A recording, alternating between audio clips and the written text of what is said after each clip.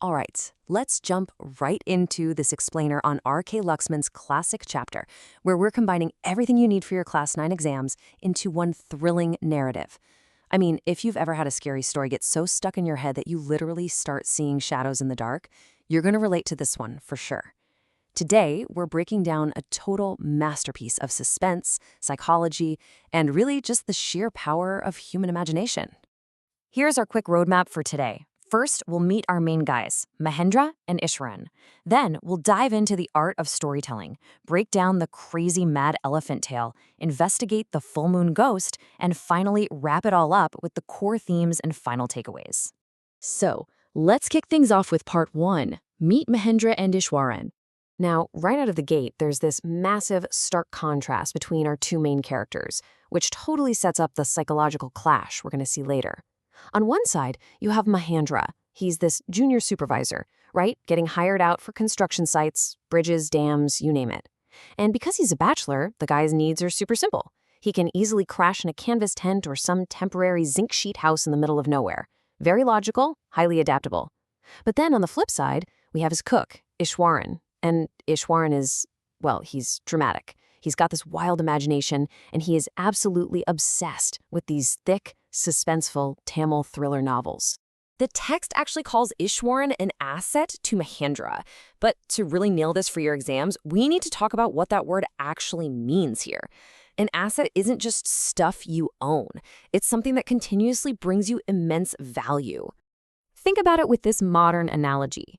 If you drop a bunch of money on a luxury car, its value drops over time, right? That's a liability. But if you buy land, the value multiplies. Iswaran is exactly like that land. Unlike a depreciating car, his incredible utility makes him a multiplying asset to Mahendra's crazy nomadic lifestyle. He just follows Mahendra anywhere, completely uncomplainingly, constantly adding value. Basically, Iswaran isn't just a cook. He is literally a one-man survival kit and a massive entertainment system rolled into one. Drop them in a remote forest with no shops for miles, and boom, within an hour, he magically produces fresh vegetables and a delicious meal. He cleans, he does the laundry, and honestly, most importantly, he completely replaces the need for a TV. Every single night, Mahendra just kicks back, and Iswaran weaves these incredibly immersive tales. All right, moving on to part 2, the art of storytelling. This quote perfectly captures his whole vibe. It's heavily influenced by those thick Tamil thrillers he reads, where even a boring, dry piece of wood becomes this huge cinematic event.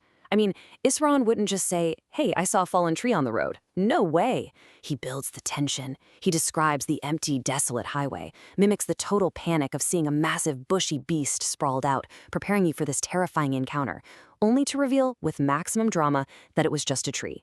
And Mahendra never interrupts. He just sits there and lets the suspense wash right over him. Okay, let's get into part 3, the mad elephant tale. Just look at how he escalates the chaos here. It builds tension exactly like a blockbuster South Indian action movie. Iswaran starts by saying his hometown is famous for timber, with these massive elephants loading logs. Then, one day, an elephant goes completely mad, escapes the timber yard, crushes village stalls, sends people running for their lives. Then it literally smashes through a brick wall into a school ground, ripping up the goalpost, tearing the nets. Teachers and kids are terrified, hiding on the roof. The whole town is just paralyzed. And then you get Iswaran's hilariously exaggerated claim of using a Japanese martial art like karate or jujutsu to take down this literal giant. He says he was just a junior student at the time, grabs a cane from a teacher, runs down, whacks the elephant's third toenail, and the beast just collapses from a temporary nervous system breakdown. When Mahendra asks how a kid could possibly do that, Iswaran just casually drops the martial arts explanation.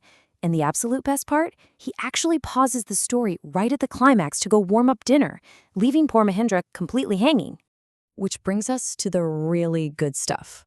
Part 4, the full moon ghost. This is where Iswaran proves he's a master of timing. He casually drops this massive bombshell during a special dinner. He tells Mahendra their factory site was built over an ancient graveyard. He expertly waits until Mahendra is totally relaxed, stuffed with delicious food on a day meant to honor ancestral spirits, and right at that exact moment of ultimate comfort, he casually mentions seeing human skulls lying around on the road. Then he vividly describes this horrific female ghost directly planting these seeds of terror right into Mahendra's previously logical brain. It's not just, oh, I saw a ghost. He paints this picture of an ugly skeleton appearing on full moon nights with matted hair, holding a fetus in its arms. Like, whoa. Mahendra tries to snap at him, calls him crazy, tells him to go get his digestion checked. But honestly, the damage to Mahendra's psyche? It's already done. So, here is the ultimate question for your exams. Was the ghost real, or was it just a terrifying trick of Mahendra's own mind? Because from that day on, he's a completely changed man.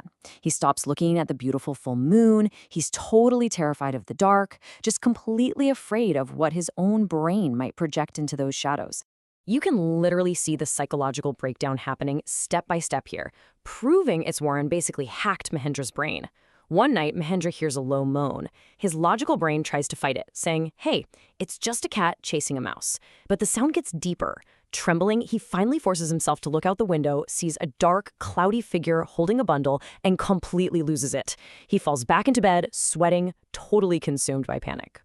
And the next morning brings the absolute final nail in the coffin. Iswaran cheerfully asks him about the ghost and casually mentions hearing his terrifying moans the night before. Just as Mahendra is trying to convince his rational brain it was a dream, Ishwaran's like, hey, sir, remember that ghost you got mad about? Yeah, I heard you moaning last night. Boom. The psychological trap snaps shut. His reality is shattered. The result? Mahendra instantly hands in his resignation.